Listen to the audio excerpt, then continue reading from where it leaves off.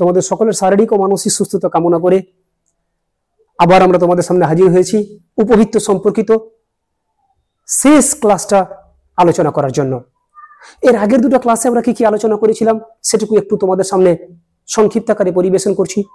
আমরা উপবৃত্ত সম্পর্কিত প্রথম যে ক্লাস, সেই ক্লাসটাতে দেখিয়েছিলাম সাধারণত উপবৃত্তের যে বিভিন্ন সমীকরণ, সেই সমীকরণ অনুযায়ী তাদের ফর্মুলাগুলো কিরকম, সেই জিনিসগুলো তোমাদের সামনে আমরা বিস্তারিত ব্যাখ্যা করেছিলাম। দ্বিতীয় ক্লাসটাতে আমরা মূলত আলোচনা করেছি যে প্রথম ক্লাসে যে ফর্মুলাগুলো আলোচনা করা হয়েছিল সেই ফর্মুলা দিয়ে কোনো প্রবলেম কি করে সমাধান করা যায় সেইগুলো আলোচনা করেছিলাম। এখন আমরা তৃতীয় ক্লাসে, যে ক্লাসটা উপবৃত্তের লাস্ট ক্লাস হিসেবে বিবেচনা করা হবে, এই ক্লাসটাতে আমরা দেখাবো উপবৃত্ত সম্পর্কিত যে ভেরিয়াস টাইপস অফ প্রবলেম, অত্যন্ত ইম্পর্টেন্ট যে অঙ্কগুলো করার মধ্য দিয়ে বুঝতে পারবো যে এগুলো কোয়ালিটি অত্যন্ত উন্নত, সেই অঙ্কগুলো আমরা তোমাদের সামনে আজকে এক এক করে তুলে ধরবো। আজকে তোমরা অত্যন্ত অ্যাটেনশনালি এই উপবৃত্তের লাস্ট ক্লাসটা লক্ষ্য করার চেষ্টা করো।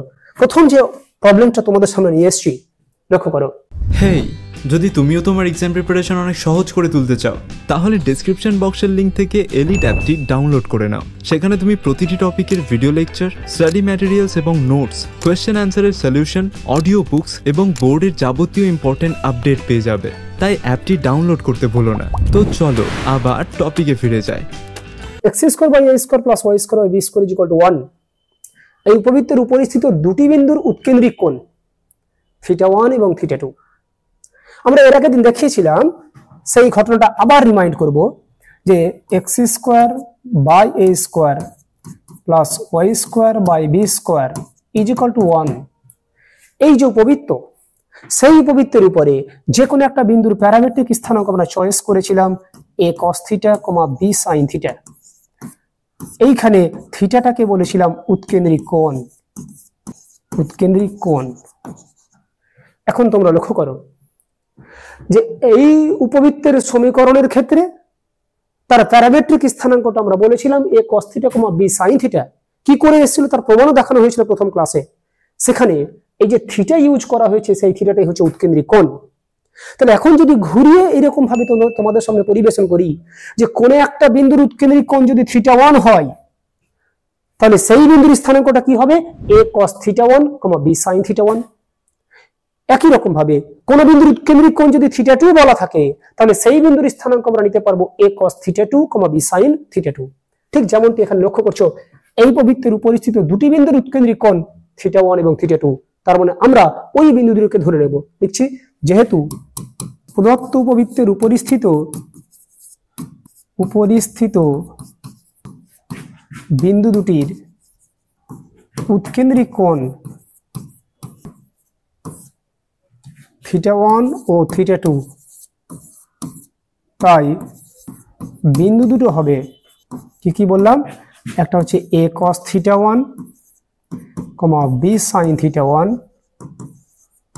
আর একটা হবে কি a cos θ2, b sin θ2।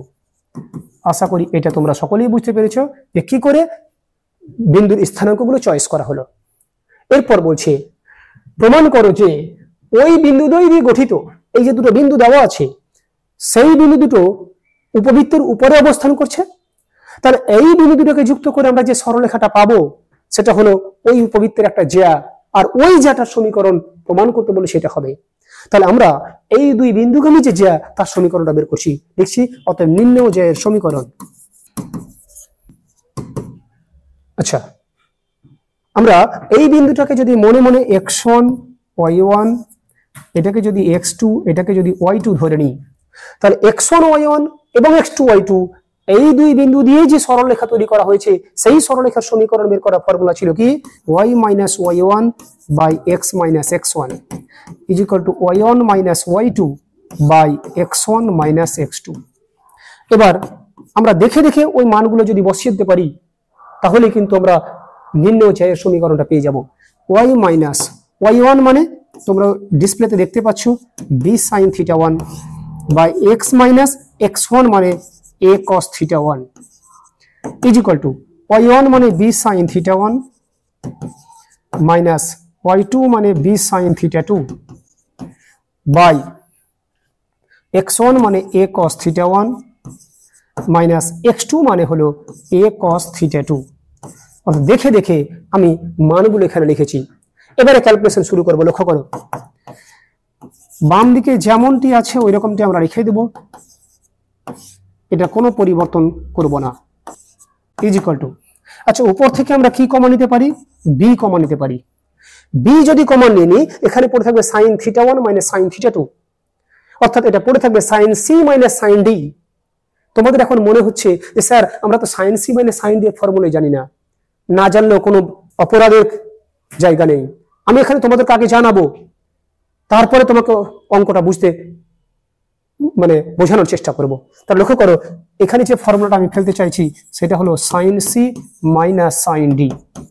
এর ফর্মুলা আমরা যোগফল ও গুণফলের রূপান্তর চ্যাপ্টারে শিখেছি। ফর্মুলাটা ছিল 2 cos c plus d by 2 into sin c minus d by 2। একই রকম ভাবে লক্ষ্য করো, নিচ থেকে যদি a কমন নিয়ে নিই, পড়ে থাকবে cos theta 1 minus cos theta 2। It is of the form cos c minus cos d। তারও ফর্মুলা আমরা লিখবো এখানে cos c minus cos d। তাহলে এই ফর্মুলাটা আমরা শিখেছি 2 sin c plus d by 2 into sin of, উল্টোটা হয় d minus c by 2। তাই তোমাদের এই আতঙ্ক মানে ভয়ে আতঙ্কিত হয়ে যাওয়ার কোনো কারণ নেই যে আমরা ফর্মুলা জানি না স্যার অঙ্ক পারবো না।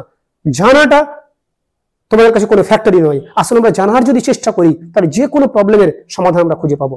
তাহলে লক্ষ্য করো, উপর থেকে বি কমন নিয়ে নিয়েছি, তাহলে sine C minus sine D, অর্থাৎ সি এর মান আছে এখানে থিটা 1, ডি এর মান আছে এখানে থিটা 2। তাহলে সি আর ডি এর জায়গাতে কি আছে সেটা চিহ্নিত করার পরে আমরা সেই ফর্মুলাটা ফেলতে চাইছি 2 cos সি মানে থিটা 1, ডি মানে থিটা 2 বাই 2 ইন্টু সাইন কি ছিল সি মাইনাস ডি মানে থিটা 1 মাইনাস থিটা 2 বাই 2। আবার নিচে এ তো ছিলই, কমন নিয়েছিলাম cos c minus cos d এর ফর্মুলা নিচেরটা ফেলবো 2 sin c মানে theta 1 plus theta 2 by 2 into sine of d minus c, d বলতে এখানে থিটা 2 মাইনাস থিটা 1 বাই 2। আশা করি ফর্মুলাটা কি করে প্রয়োগ করা হলো সেটা এর মাধ্যমে তোমরা নিশ্চয়ই বুঝতে পেরেছো। এরপরে ক্যালকুলেশন আমরা এগিয়ে নিয়ে যাবো। লক্ষ্য করো 2 2 কেটে গেল, তাহলে বাঁ দিকে যেটা থাকলো আমরা সেম জিনিসটা রেখে দেবো y minus B sine theta 1, y minus B sine theta 1 by x minus a cos theta 1 is equal to, ডান দিকে কি ছিল তোমরা লক্ষ্য করো, এখানে ছিল b into cos theta 1 plus theta 2 by 2 sine theta 1 minus theta 2 by 2 same রেখে দেবো। অর্থাৎ উপরেরটা কোনো পরিবর্তন করবো না। লক্ষ্য করো b cos theta 1 plus theta 2 by 2 into sine theta 1 minus theta 2 by 2। নিচে কি ছিল, নিচে যে টার্মটা ছিল a sine theta 1 plus theta 2 by 2 আমরা সেম রাখবো, কিন্তু এই জায়গাটা আমরা পরিবর্তন করব। কেননা তোমরা লক্ষ্য করো উপরে sine theta 1 minus theta 2 by 2 আর নিচে থিটা 2 মাইনাস থিটা 1 বাই 2। যদি এটাকে উপরেরটার মতো বানাতে চাই তাহলে এখান থেকে একটা মাইনাস কমন নিতে হবে। মাইনাস কমন নিলে এটা প্লাস হয়ে যাবে, দ্যাট ইজ থিটা 1 হয়ে যাবে, এটা মাইনাস হয়ে যাবে থিটা 2 বাই 2। অর্থাৎ এখান থেকে যদি মাইনাস কমন নিই তাহলে এই কোণটা উপরেরটার মতো দেখতে হবে বটে, কিন্তু এখানে একটা মাইনাস থেকে যাবে। আমরা শিখেছি সাইনের ক্ষেত্রে যদি কোণের জায়গাতে মাইনাস থাকে ওই মাইনাসটা একেবারে সামনে চলে আসে। তাহলে এই কোণটাকে আমি উপরেরটার মতোই লিখবো বটে, কিন্তু এর পরিবর্তে একটা মাইনাস সাইন সামনে নিয়ে চলে আসবো। তাহলে কি লিখছি, minus A sine theta 1 plus theta 2 by 2 sine theta 1 minus theta 2 by 2। তাহলে লিখছি, লক্ষ্য করো minus A sine theta 1 plus theta 2 by 2 into sine theta 1 minus theta 2 by 2। তাহলে এই মাইনাসটা কি করে এসছে আশা করি তোমাদের কাছে ক্লিয়ার হয়ে গেছে। এর পরবর্তীকালে আমরা এই সেম জিনিসটা ক্যান্সেল করে দিলাম।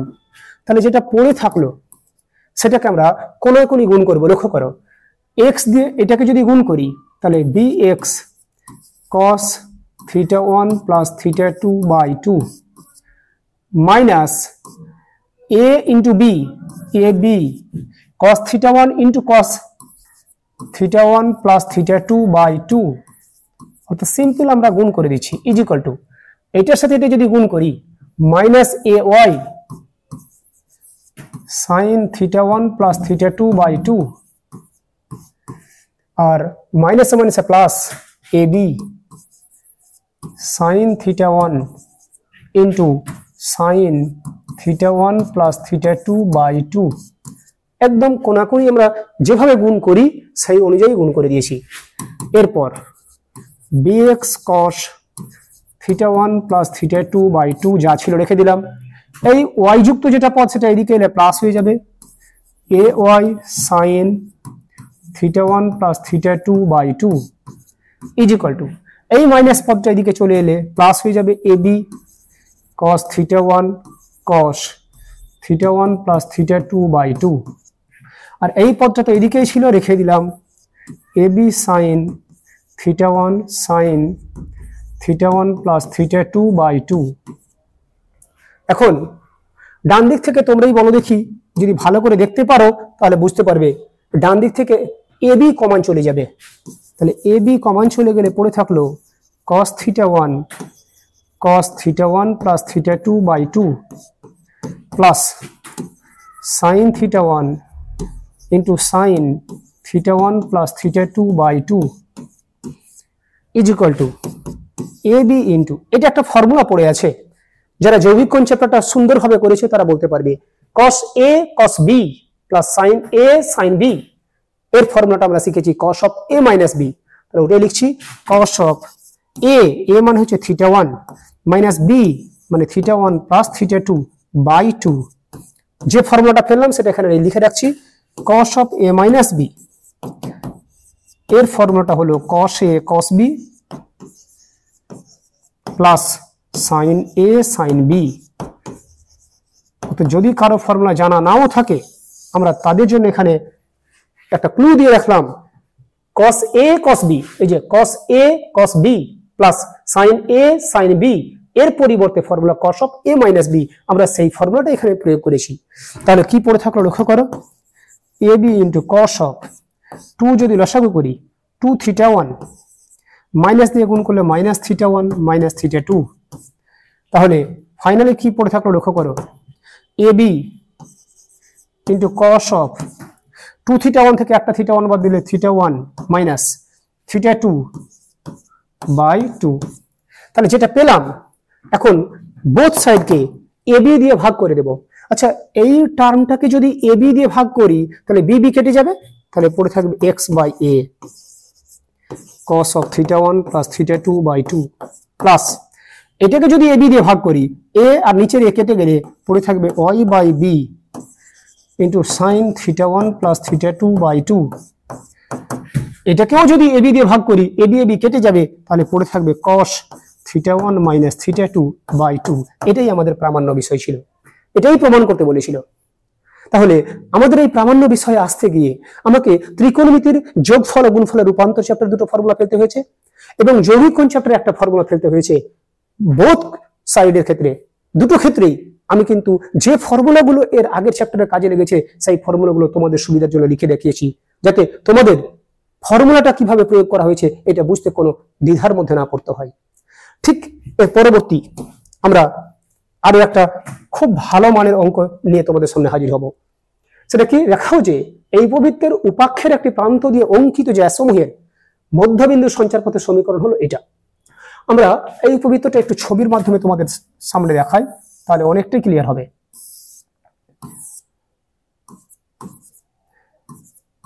আমরা প্রথম দিনে আলোচনাতে বলেছিলাম যে এই যে উপবৃত্ত সেই উপবৃত্তটা x অক্ষকে দুটি বিন্দুতে ছেদ করেছে, একটা হলো a একটা a ড্যাশ, আর a ড্যাশ কে যুক্ত করে যে সরলরেখা সেটারই নাম বলেছিলাম পরাক্ষ, যার দৈর্ঘ্য ছিল 2a।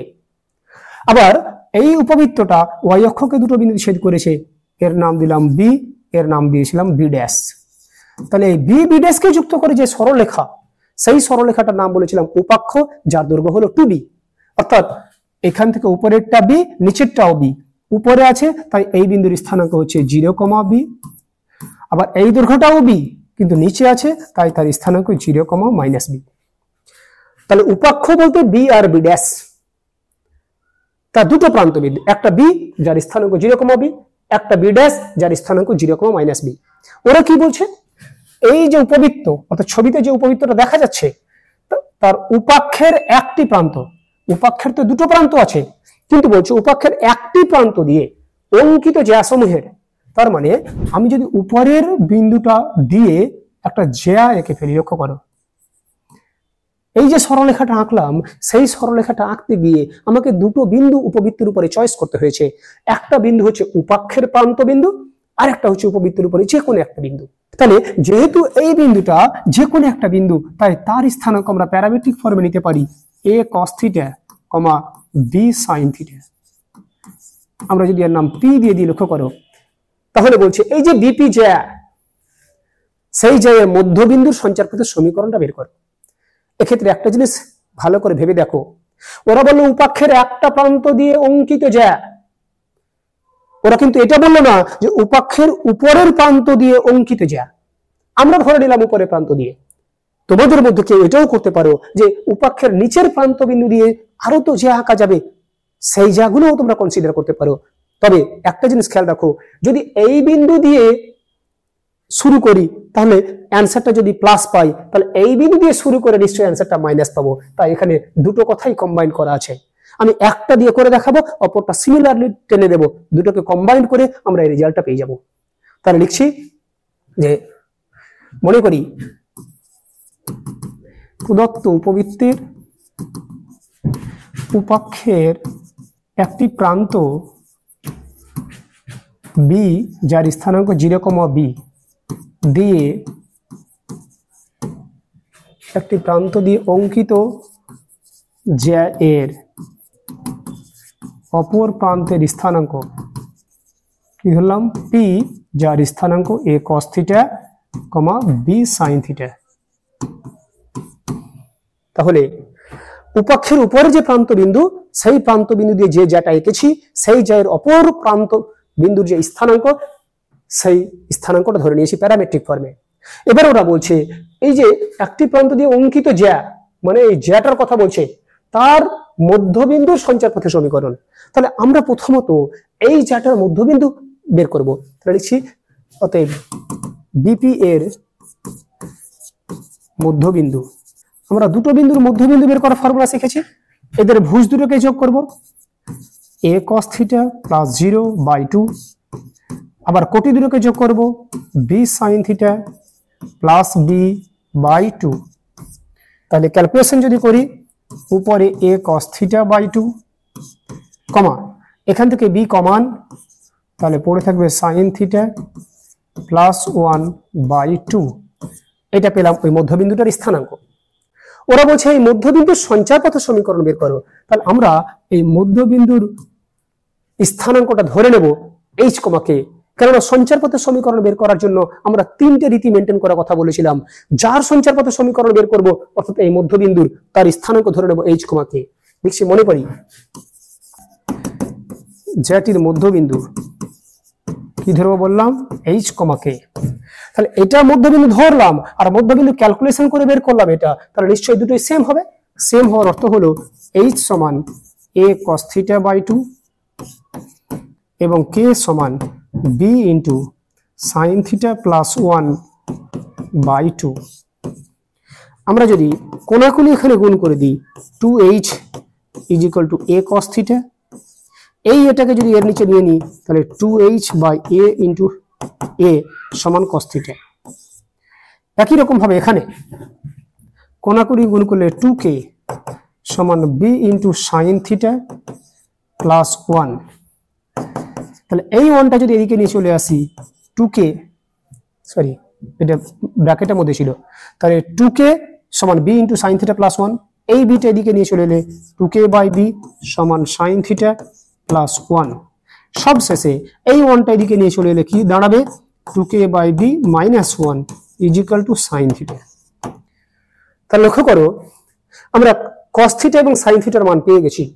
এখন সঞ্চারপথের সমীকরণ বের করতে গেলে আমি বলেছিলাম প্যারামিটার বর্জন করতে হয়, অর্থাৎ এখানে যে প্যারামিটার থিটা সেটাকে এলিমিনেট করতে হবে। কি করে? এই cos আর sin এর মধ্যে একটা বিখ্যাত রিলেশন আমরা মাধ্যমিকে শিখেছিলাম, cos square theta plus sin square theta is equal to 1। তাহলে সেটা লিখছি যে যেহেতু cos square theta plus sin square theta is equal to 1, মানগুলো বসাবো। দেখো cos স্কয়ার থিটা মানে এটার স্কয়ার করলে এদিকেও স্কয়ার করতে হবে, এটা হবে 4h square by a square plus sin square theta, এটা যদি স্কয়ার করি তাহলে এটার স্কয়ার করব, তাহলে 2k বাই b মাইনাস 1 তার স্কয়ার সমান 1,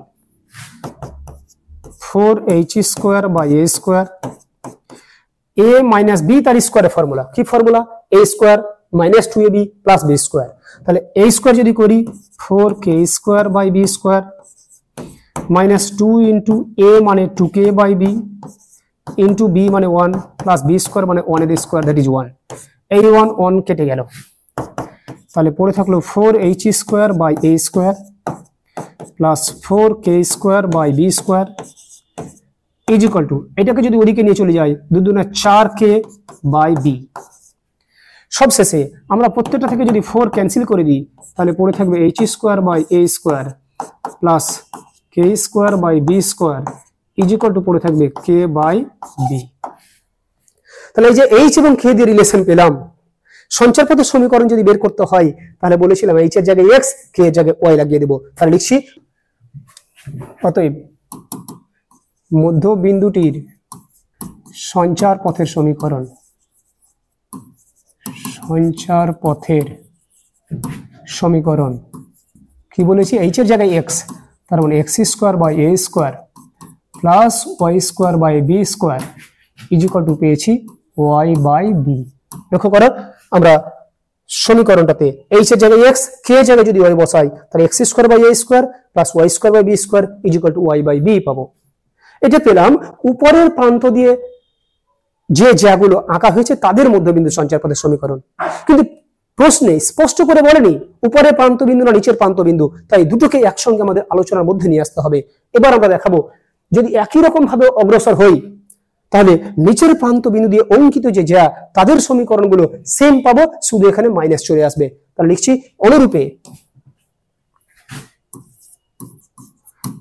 নিচের প্রান্ত বিন্দু দিয়ে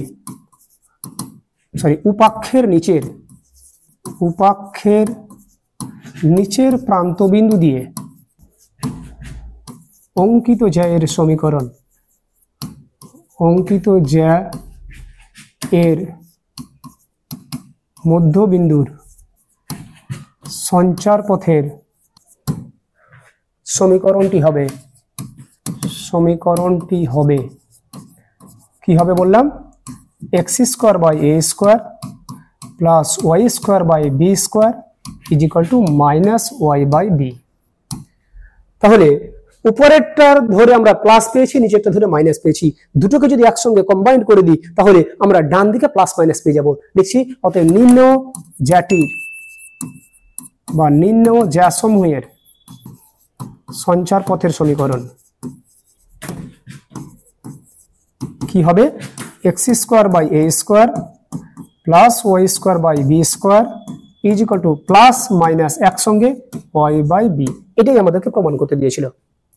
তাহলে একটা বের করেছি, বাকিটা সিমিলারলি আমরা করে দিয়েছি, দুটোকে কম্বাইন করে প্রামাণ্য বিষয়টা আমরা পেয়ে গেছি। আমরা ঠিক পরের অঙ্কে চলে যাব। লক্ষ্য করো কি বলা আছে, এই উপবৃত্তটির নাভিলম্ব, উৎকেন্দ্রতা এবং নাভি দুটির স্থানাঙ্ক নির্ণয় করো। আমরা পরপর দুটো খুব ভালো কোয়ালিটি অঙ্ক করার পরে একটু তুলনামূলক সহজ অঙ্ক তোমাদের সামনে নিয়ে এসেছি। এই যে উপবৃত্তটা যেটা কিনা আদর্শ আকারের মতো নয়, প্রথমত সেই উপবৃত্তটাকে আগে আদর্শ আকারে পরিণত করব, তারপর তার বিভিন্ন যে কোয়েরি গুলো আছে সেই কোয়েরি গুলোর অ্যান্সার দেওয়ার চেষ্টা করব।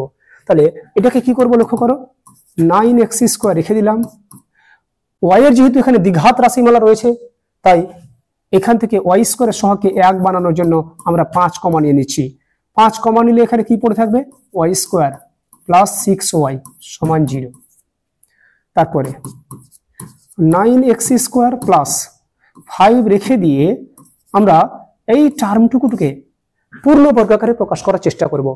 এই ধরনের কাজ আমরা 7, 8 বহুবার করেছি, আবার এখানে করছি। লক্ষ্য করো y স্কয়ারকে লিখতে পারি y তার স্কয়ার মানে a তার স্কয়ার প্লাস 2 ইন্টু a বলতে y ইন্টু b এর জায়গায় কত লিখলে এটা 6y হবে।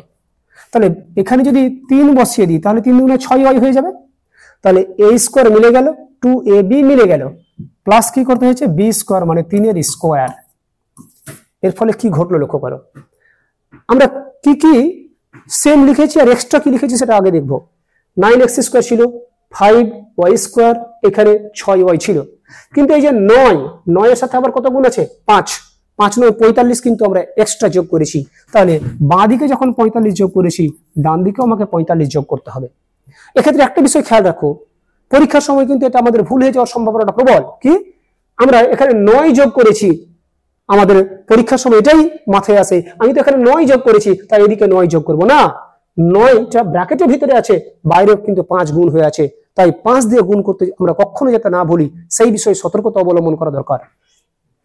এবারে 9x স্কোয়ার প্লাস 5 ইন্টু, এটা পূর্ণবর্গ আকারে প্রকাশ হয়ে গেছে লক্ষ্য করো, এর পরিবর্তে আমরা লিখতে পারবো y প্লাস 3 তার স্কোয়ার ইজ ইকুয়াল টু 45। এবার আমি যদি 45 দিয়ে ভাগ করে দিই তাহলে এটা হবে 9x square by 45 plus 5 into y plus 3 তার square by 45 is equal to হলো 1। কেন 45 দিয়ে ভাগ করলাম, যেহেতু আমরা চাইছি এটাকে উপবৃত্তের যে আদর্শ আকার সেই আকারে পরিণত করতে, তার জন্য 45 দিয়ে ভাগ করলাম। এর ফলে কাটাকুটি যদি করি এটা হলো 5, এটা যদি কাটাকুটি করি এটা হলো 9, উপরে পড়ে আছে x স্কোয়ার, এটাকে লিখতে পারি x মাইনাস 0 তার স্কোয়ার বাই 5 প্লাস এটাকে আমরা লিখতে পারবো, লক্ষ্য করো ভালো করে, y মাইনাস অফ মাইনাস 3 তার square by 9 is equal to 1। কেন এরকমটি লিখলাম, তার কারণ আমরা এই উপবৃত্তটা যে উপবৃত্তের মতো দেখতে তার সাথে তুলনা করব। আচ্ছা লক্ষ্য করো, নিচের টার্মগুলো দেখে বুঝতে পারছি a স্কোয়ার কোনটা, যেটা বড়, কোনটা বড়, এটা। তাহলে y মাইনাস বিটা তার স্কোয়ার বাই a স্কোয়ার, আর এখানে x মাইনাস আলফা তার square by b square is equal to 1। ওই উপবৃত্তটা এখানে লিখছি, লক্ষ্য করো, x মাইনাস আলফা তার square by b square plus y minus beta তার square by a square is equal to 1। অর্থাৎ এই উপবৃত্তটা দেখতে এর মতো, তাই এর সাথে যদি তুলনা করি আমরা তাহলে কি কি পাবো লক্ষ্য করো, আলফার জায়গায় এখানে আছে 0, তাহলে লিখছি এখানে আলফা সমান হলো 0, বিটার জায়গায় কত আছে একটু ভালো করে দেখে তোমরা বলো, y minus beta, y minus এটা, তাহলে বিটার জায়গায় আছে -3, আর কি আছে, b স্কোয়ারের জায়গায় আছে 5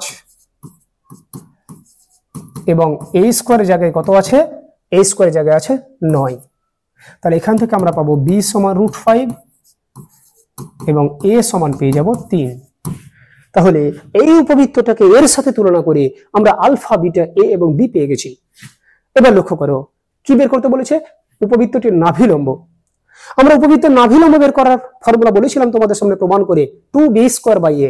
লিখছি অতএব নাভিলম্ব সমান 2 into B square by a।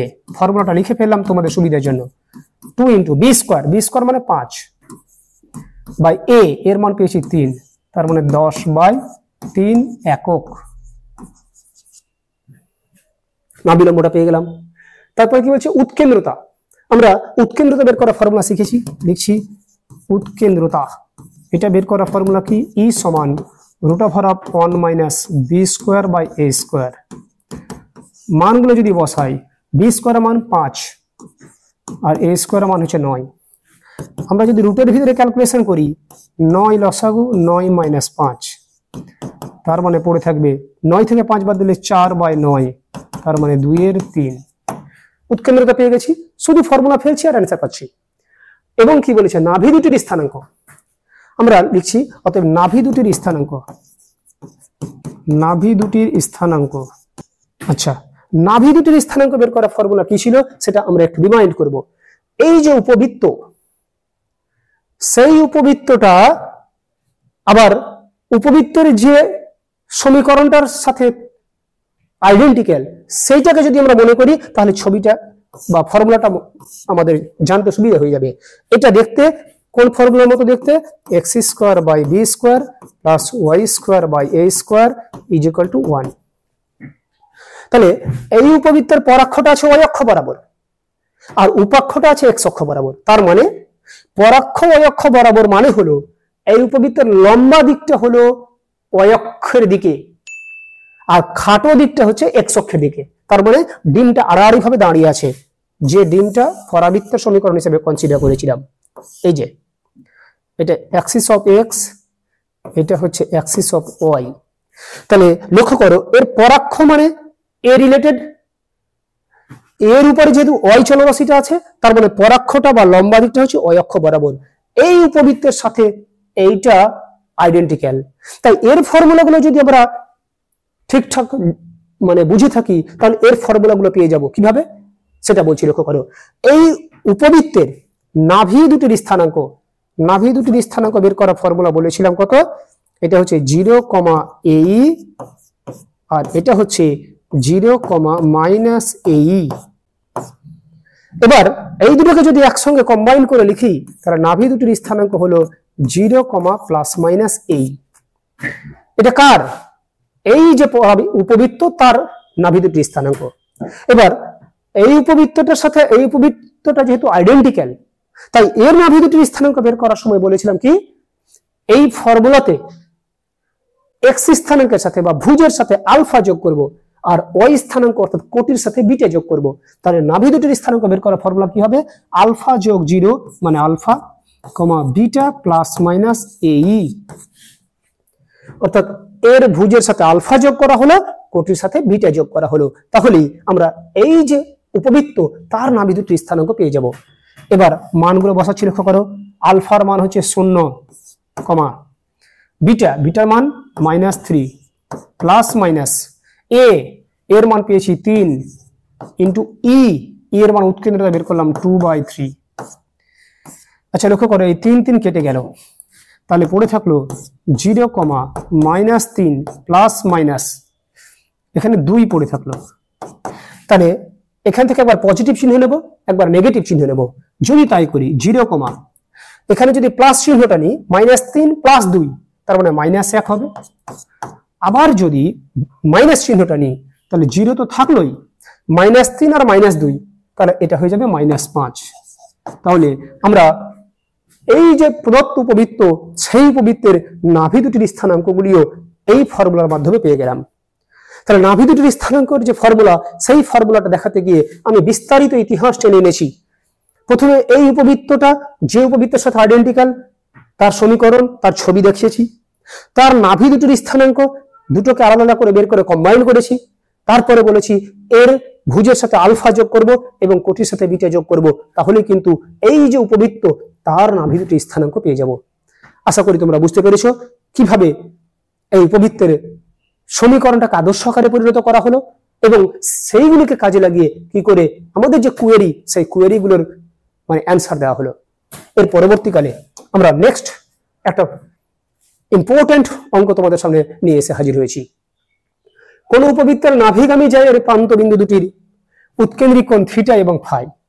আমরা এই ধরনের একটা অঙ্ক আজকের ক্লাসে শুরুতেই করেছিলাম, সেই টাইপের অঙ্ক আবার এখানে নিয়ে এসেছি। তার কারণ মানে দেখতে একই রকম হলো, পুরোটা কিন্তু একই রকম নয়। ওটা যেমন ইম্পর্টেন্ট, এটা অত্যন্ত ইম্পর্টেন্ট মাপের অঙ্ক। এখানে প্রথম যে ফারাকটা সেটা বলছে নাভিগামী জ্যা। এর আগে আজকে যে অঙ্কটা করেছি শুরুতে, সেটা নাভিগামী জ্যা ছিল না, শুধু জ্যা ছিল। প্রথম ফারাক এটা। এই ফারাকটুকুর জন্য এই অঙ্কটার কোয়ালিটি আরো বেড়ে গেল। তারপরে সিমিলারিটি কি আছে, উপবৃত্তের উপরে দুটো বিন্দুর উৎকেন্দ্রিক কোণ বলা আছে থিটা আর ফাই, ওখানে উৎকেন্দ্রিক কোণ থিটা 1 আর থিটা 2 বলা ছিল। তাই যে পদ্ধতিতে ওইখানে উপবৃত্তের উপরিস্থিত দুটো বিন্দু বের করেছিলাম, এখানেও এই উৎকেন্দ্রিক কোণ দুটোকে কাজে লাগিয়ে আমরা বিন্দু দুটো বের করব। লিখছি, মনে করি প্রদত্ত উপবৃত্তের উপরিস্থিত বিন্দু দুটি হলো, এখানে প্রদত্ত উপবৃত্ত বলতে তোমাদের মনে হতে পারে স্যার এখানে তো কোনো উপবৃত্ত স্পষ্ট করে বলেনি। যখন কোন উপবৃত্তের সমীকরণ স্পষ্ট করে বলবে না, তখন সেটাকে একেবারে প্রথম যে সমীকরণটা দেখিয়েছিলাম সেই সমীকরণটা ধরে নেব। আমি ব্র্যাকেটের মধ্যে লিখেও রাখছি x² / a² + y² / b² = 1। এই উপবৃত্তটাকেই আমরা মানে আদর্শ আকারের উপবৃত্ত বলে ধরে নেব এবং সেটা ধরে আমরা কাজ করব। তাহলে মনে করি প্রদত্ত উপবৃত্তের উপরিস্থিত বিন্দু দুটি হলো, কি বলেছি, প্রথম তার উৎকেন্দ্রিক কোণ থিটা, তার মানে এটা হবে a cos θ, b sin θ, এবং আরেকটা কি হবে a cos φ comma b sine phi, বিন্দু দুটো ধরে নিলাম। এবার এই দুই বিন্দুকে যুক্ত করে আমরা যে সরলরেখাটা পাবো সেটা নিশ্চয়ই জিয়া, ওই জ্যাটার সমীকরণ বের করব। লিখছি অতএব জ্যাটির সমীকরণ। কি ফর্মুলা?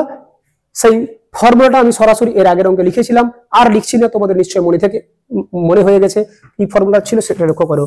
y মাইনাস y1 মানে b sin theta by x minus x1 মানে a cos theta is equal to y1 minus y2 মানে b sin theta minus b sin phi by x1 minus x2 a cos theta minus a cos phi. যেহেতু এই formula একবার লিখে ফেলেছি তাই নতুন করে আর লিখছি না। যখনই কোনো ফর্মুলা নতুন ভাবে প্রয়োগ করব, সঙ্গে সঙ্গে যে ফর্মুলাটা প্রয়োগ করা হচ্ছে সেটা অবশ্যই আমি তোমাদের সামনে বিস্তারিত ব্যাখ্যা করে দেখাবো। এরপরে এই যে জ্যা, এই জ্যাটা শুধু জ্যা বলেনি, ওরা বলে দিয়েছে এটা নাভিগামী জ্যা, তার মানে এটা এই উপবৃত্তের নাভি দিয়ে পাস করেছে, তারা লিখছি ইহা নাভিগামী। অর্থাৎ আমরা এই উপবৃত্তের নাভির স্থানাঙ্ক সকলে জানি, কি বলো দেখি? প্লাস মাইনাস এই কমা জিরো, প্লাস মাইনাস এই কমা জিরো বিন্দুগামী। তাহলে এই যে জ্যাটা পেলাম সেই জ্যায়ের সমীকরণে এক্স এর জায়গায় আমরা প্লাস মাইনাস এই বসাবো আর ওয়াই এর জায়গায় জিরো বসাবো। তাহলে ওয়াই এর জায়গায় জিরো বসালে এখানে পড়ে থাকবে minus B sine theta, x এর জায়গায় প্লাস মাইনাস এই বসিয়ে দিলাম minus A cos theta is equal to, ডান দিক থেকে বি কমান নিলে পড়ে থাকবে sine C minus sine D. এর ফর্মুলা আজকে একবার লিখেছি, ওই ফর্মুলাটা প্রয়োগ করবো। Sine C minus sine D ফর্মুলাটা ছিল 2 cos C plus D by 2 into sine C minus D by 2। আবার নিচে এ যদি কমা নিয়ে নিই, ফর্মুলা পড়ে আছে cos C minus cos D, এটাও ফর্মুলা লিখেছি, ওই ফর্মুলাটা প্রয়োগ করছি। দেখো 2 sine theta plus phi by 2 into sine of, উল্টো ছিল এখানে ডি মাইনাস সি মানে ফাই মাইনাস থিটা বাই 2। অর্থাৎ যে ফর্মুলাগুলো এখানে প্রয়োগ করা হয়েছে এর আগের অঙ্কটি তো সেম ফর্মুলাগুলো প্রয়োগ করা হয়েছিল, তাই নতুন করে ফর্মুলা লিখলাম না। 2 কেটে গেল। এবারে কি পড়ে থাকবে লক্ষ্য করো, এবারে এই যে উপরে বি আর এই বি কেটে গেল, তাহলে ফাইনালি কি থাকলো? আমরা এদিকে চলে আসছি। অতএব উপরে আছে মাইনাস সাইন থিটা, নিচে পড়ে থাকলো, আচ্ছা নিচ থেকে যদি এ কমা নিয়ে নিই তাহলে পড়ে থাকবে plus minus E minus cos theta is equal two, একবার লক্ষ্য করো যেটি উপরে পড়ে আছে সব দেখে দেখে লিখবো, cos theta plus phi by 2 sine theta minus phi by 2, নিচে এ sine theta plus phi by 2, কোনো পরিবর্তন করিনি। এবার লক্ষ্য করো এই যে কোণটা, এই কোণটা থেকে যদি আমরা মাইনাস কমা নিয়ে নিই তাহলে এটা হয়ে যাবে প্লাস থিটা, এটা মাইনাস ফাই, তাহলে থিটা মাইনাস ফাই বাই 2 হয়ে যাবে। তখন কিন্তু সেটা উপরেরটার মতো দেখতে সেম চলে আসবে। তাহলে উপরটা থেকে যদি মাইনাস কমান নিই তাহলে এখানে সাইনের কাছে মাইনাস এসে হাজির হবে, ওই মাইনাসটা আমি একটু আগে বললাম সামনে চলে আসবে, তাই এখানে একটা মাইনাস নিয়ে নিলাম এবং যখনই মাইনাস নিলাম তখন এটাকে পরিবর্তন করে দেব sine of theta minus phi by 2। একটু আগেও এই কাজটাই করেছিলাম। এরপর উপরের নিচের সেম জিনিস কেটে গেল, এই এ কেটে গেল। একটা জিনিস এখানে বি কেটে দিয়েছিলাম, সুতরাং এখানে বিটা থাকবে না, লক্ষ্য করো। এবার যেটা পড়ে থাকলো সেটাকে আমরা কোণাকুণি গুণ করে দেব। কি পড়ে থাকবে দেখো, প্লাস মাইনাস ই ইন্টু এটা cos of theta plus phi by 2 minus cos theta into এটা cos theta into cos of theta plus phi by 2 is equal to, এটা যদি গুণ করি মাইনাসে মাইনাসে প্লাস, তারপরে sine theta into sine theta plus phi by 2, কোণাকুণি গুণ করেছে শুধুমাত্র, আর কোনো কাজ করা হয়নি। তারপর plus minus E into cos of theta plus phi by 2 is equal to, এই মাইনাসটা যদি ওদিকে নিয়ে চলে যায় তাহলে প্লাস হয়ে যাবে cos theta plus phi by 2 plus sine theta into sine of theta plus phi by 2। লক্ষ্য করো এখানে একটা ফর্মুলা পড়ে আছে, এবং যে ফর্মুলাটা পড়ে আছে সেই ফর্মুলাটা এর আগের অঙ্কটাতেও প্রয়োগ করেছিলাম, এবং সেই ফর্মুলার পাশে লিখে রেখেছিলাম যে কোন চ্যাপ্টারে কোন ফর্মুলাটা কাজে লেগেছে। cos a cos b plus sin a sin b, এটা ফর্মুলা লিখে রেখেছিলাম cos a মাইনাস b। তাহলে তাই লিখছি cos a মানে হচ্ছে থিটা মাইনাস b মানে হচ্ছে থিটা প্লাস ফাই বাই 2। তাহলে যদি লসাগু করি cos অফ 2 লসাগু 2 থিটা, মাইনাস আছে চিহ্নে পরিবর্তন ঘটবে, তাহলে আলটিমেট পড়ে থাকলো cos অফ 2 থিটা থেকে একটা থিটা বাদ দিলে থিটা মাইনাস ফাই বাই 2। তাহলে আলটিমেট কি পেলাম লক্ষ্য করো, plus minus E cos theta plus phi by 2 is equal to cos of theta minus phi by 2। এটাই আমাদেরকে প্রমাণ করতে দিয়েছিল। তাহলে একই রকম টাইপের দুখানা অঙ্ক হলেও এই অঙ্কটার কোয়ালিটি এর আগেরটার তুলনায় আরো উন্নত, এবং দুটো অঙ্ক কিন্তু স্বতন্ত্র অঙ্ক। যাক, দুটোই করে দিলাম যাতে করে তোমাদের কোনো হেজিটেশনের মধ্যে পড়তে না হয়। এরপরে আমরা সবশেষ একটা প্রবলেম তোমাদের সামনে দেখিয়ে উপবৃত্ত চ্যাপ্টারটাকে পুরোপুরি কমপ্লিট করে দেওয়ার চেষ্টা করব। কি বলছে লক্ষ্য করো, X square by A square plus Y square B square is equal to 1। এই উপবৃত্তের পরাক্ষটা হচ্ছে এ ড্যাশ। আমরা ছবিটা আঁকি, তাহলে জিনিসটা আরো বেশি রিয়ালাইজ করতে সুবিধা হবে। এই উপবৃত্তটা এক্স অক্ষকে দুটি বিন্দুতে ছেদ করেছে, একটার নাম এ, একটার নাম এ ড্যাশ। আর এই যে দুটি বিন্দুতে ছেদ করেছে সেই বিন্দু দুটির সংযোজক রেখাংশটাকেই আমরা বলি পরাক্ষ, অর্থাৎ এ ড্যাশ হলো পরাক্ষ, যার দৈর্ঘ্যটা হলো 2a। ওটাই বলা আছে এই উপবৃত্তের পরাক্ষটা এ ড্যাশ। এবং উপবৃত্তের উপর অবস্থিত কোন বিন্দু পি, উপবৃত্তের উপরে অবস্থিত একটা বিন্দু ধরে নিলাম পি, তার স্থানাঙ্ক আমরা ধরে নিচ্ছি এক্স কমা ওয়াই। তারপর কি বলছে, ওই পি বিন্দু থেকে তার পরাক্ষের উপর, এই যে এ ড্যাশ তো পরাক্ষ ছিল, সেই পরাক্ষের উপর এই বিন্দু থেকে একটা লম্ব টানবো। ওই লম্বের পাদবিন্দুটা ওরা বলে দিয়েছে এন। তাহলে প্রমাণ করতে বলে সেটা। তাহলে ছবি মানে ভাষা যেটা বলেছিল প্রশ্নে, সেই ভাষাটাকে আমি আগে ছবিতে ব্যাখ্যা করলাম। এবার ছবি থেকে কিছু জিনিস তোমাদের কাছ থেকে আমি জানতে চাইবো, তারপরে আমরা অঙ্কটা নিয়ে কাজ করার চেষ্টা করব। একটু লক্ষ্য করো, যেহেতু পি বিন্দুর স্থানাঙ্ক এক্স কমা ওয়াই, তাহলে এই যে মূল বিন্দু যেটা নাম দিয়েছিলাম সি, যার স্থানাঙ্ক হচ্ছে 0,0, তাহলে এই মূল বিন্দু থেকে নিশ্চয়ই এই দূরত্বটা হচ্ছে এক্স, অর্থাৎ সি এন, এই দূরত্বটা হচ্ছে এক্স, এবং পি এন এই যে উপরের দূরত্বটা হচ্ছে ওয়াই। তবেই তো ওই বিন্দুর স্থানাঙ্ক এক্স কমা ওয়াই হবে। আমরা এর আগে বহুবার বলেছি গ্রাফের সম্পর্কে ধারণা যখন এসছে, যে মূল বিন্দু থেকে আগে এই বরাবর যেতে হয়, যেটা হলো এক্স, তারপর এখান থেকে উপরের দিকে উঠতে হয়, সেটা হলো ওয়াই। তাই সি এন এর মান হলো এক্স, পি এন এর মান হলো ওয়াই। এবার আমরা কি করব লক্ষ্য করো, আমরা এ এন এর মান বের করার চেষ্টা করব। কেন? প্রমাণের মধ্যে ওরা দিয়েছে পি এন, এ এন এবং এ ড্যাশ এন। তাহলে পি এনটা তো পেয়ে গেছি, তাহলে নিচে যেটা আছে এ এন আর এ ড্যাশ এন সেটা আগে বের করে নেব। এ এন ছবির দিকে দেখে তোমরা বলো, এ এন মানে এখান থেকে এই যে এইটুকুর মান যদি বের করতে হয়, তাহলে এই টোটালটা থেকে এই সি এনটা বাদ দিলেই চলবে। তাহলে লিখছি সি এ মাইনাস সি এন। আবার ছবির দিকে ভালো করে চোখটা যদি রাখো তাহলে অবশ্যই বুঝতে পারবে এ এন এইটুকু কত বড়, সেটা হলো টোটালটা থেকে এইটুকুটা বাদ দিয়ে দিলাম, ইজ ইকুয়াল টু সি এ। আমরা তো বলেছিলাম এই যে এখান থেকে শুরু করে এতদূর পর্যন্ত এই পরাক্ষের টোটাল দৈর্ঘ্যটা হলো 2a, আর সিটা হচ্ছে ঠিক তার মধ্যবিন্দু। তার মানে এইখান থেকে শুরু করে এটা হচ্ছে এ, আবার এইখান থেকে এটা হচ্ছে এ। তাহলে টোটালটা হলো এ, সি এর মান হলো এ মাইনাস সি এন এর মান কত এক্স, লিখে দিলাম। এবার আমরা এ ড্যাশ এন বের করব। এ ড্যাশ এন, আবার ছবির দিকে তাকাও, এ ড্যাশ এন তার মানে A dash C plus C N. তাহলে লিখছি A dash C plus C N. A dash C এই যে এইটুকুটাও তো হচ্ছে এ, প্লাস সি এন এর মান তো আমি ধরে নিয়েছি এক্স। তাহলে কি বললাম লক্ষ্য করো, এ ড্যাশ হচ্ছে পরাক্ষ, যার দৈর্ঘ্য বলেছিলাম 2a, ঠিক তার মধ্যবিন্দুটার নাম দিয়েছে সি, তার মানে এইটা এ, এইটাও এ। তাই সি এ, এই যে সি এ এর পরিবর্তে স্মল এ লিখেছি, আর এ ড্যাশ সি এর পরিবর্তে স্মল এ লিখেছি। আশা করি বুঝতে তোমাদের অসুবিধা নেই। এবার উপবৃত্তের যে সমীকরণটা ছিল সেটা নিয়ে কাজ করব।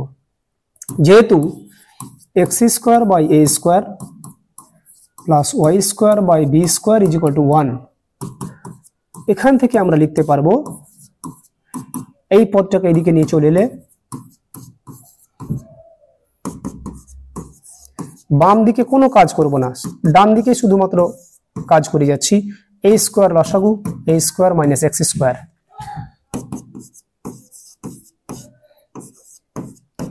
এটা ফর্মুলা এ স্কোয়ার মাইনাস বি স্কোয়ারের ফর্মুলা হচ্ছে এ plus x into a minus x, নিচে আছে এ স্কোয়ার। এখন এই বি স্কোয়ারটাকে এইখানে আর এইখানকার পদটিকে এইখানে নিয়ে চলে আসি, তাহলে y square by a plus x into a minus x সমান বি স্কোয়ারটা উপরে উঠে গিয়ে হচ্ছে বি স্কোয়ার, নিচে এ স্কোয়ার। আশা করি বুঝতে পেরেছো কি করলাম। এই পদটাকে এখানে নিয়ে এলাম, এই পদটাকে ওখানে নিয়ে গেলাম, তাতে রেজাল্টের কোনো পরিবর্তন ঘটবে না। ফাইনালি ওয়াই স্কোয়ার, ওয়াই এর মান ওখানে কি পেয়েছি, ওই যে লেখা আছে লক্ষ্য করো, ওয়াই এর মান হচ্ছে পি এন। তাহলে ওয়াই স্কোয়ার যেহেতু, তাহলে এর পরিবর্তে লিখতে পারবো পি এন স্কোয়ার। এ প্লাস এক্স, এই যে লক্ষ্য করো, এ প্লাস এক্স এর মান হচ্ছে a dash n into a minus x, a minus x এর মান হচ্ছে a n is equal to আমরা পেয়ে গেছি b square by A square. লক্ষ্য করো, এটাই আমাদের প্রামাণ্য বিষয় ছিল। তাহলে প্রমাণটার ভাষাটা শুনে আমরা যদি ঘাবড়ে যাই তাহলে কখনোই করতে পারবো না। প্রমাণের ভাষাটা আগে ছবিতে ট্রান্সলেট করেছি, সেখান থেকে কিছু কিছু মান বের করে নিয়েছি যে মানগুলো আমাদের প্রামাণ্য বিষয়ের মধ্যে ছিল। তারপর উপবৃত্তের সমীকরণটা নিয়ে কাজ করতে করতে ওই রকম ফরমেশন যখনই দেখতে পেয়েছি, মানটা বসিয়ে দিয়ে আমরা আমাদের কাঙ্ক্ষিত লক্ষ্যে পৌঁছে গেছি। তাহলে উপবৃত্ত সম্পর্কিত বহু প্রবলেম তোমাদের সামনে পরিবেশন করা হলো এবং এমন ধরনের প্রশ্নগুলো নির্বাচন করেছি যে প্রশ্নগুলো সাধারণত পরীক্ষায় বেশি আসে। তোমরা যদি খুব সুন্দরভাবে ধারাবাহিকভাবে ক্লাস দেখতে থাকো তাহলে তোমরা এই অঙ্কগুলো করার পাশাপাশি অন্য অন্য অঙ্কগুলো তোমরা একই রকম নিয়ম মেনে করতে পারবে এবং পরীক্ষার সময় নির্ভয়ে নিশ্চিন্তে সাবলীলভাবে পরীক্ষায় যে কোনো প্রশ্নের সম্মুখীন হবে এই আশা রেখে আমি আজকের ক্লাস শেষ করছি। এই ধরনের এডুকেশনাল ভিডিও আরও দেখতে চ্যানেলটিকে সাবস্ক্রাইব করে এলিট পরিবারের মেম্বার হয়ে যাও। Thank you so much and always remember, knowledge worth sharing.